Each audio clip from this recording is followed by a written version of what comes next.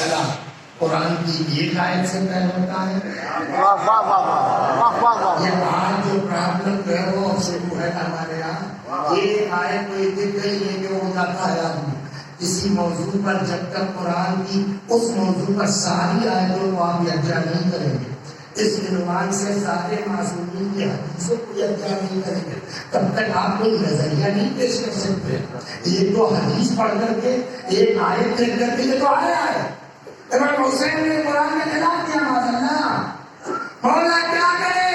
کہیں سے پوچھو کیا کوئی مسئلہ قرآن کی ایک آیت سے طے ہوگا؟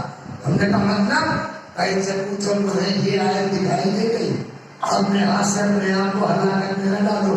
اور وہ آیتیں نہیں دکھائی دی جہاں قرآن کہتا ہے وَلَا تَحْسَبَنَّ الَّذِينَ قُتِلُوا فِي سَبِيلِ اللَّهِ أَمْوَاتًا بَلْ أَحْيَاءٌ عِندَ رَبِّهِمْ يُرْزَقُونَ. جو اللہ کی راہ میں قتل ہو گئی ہے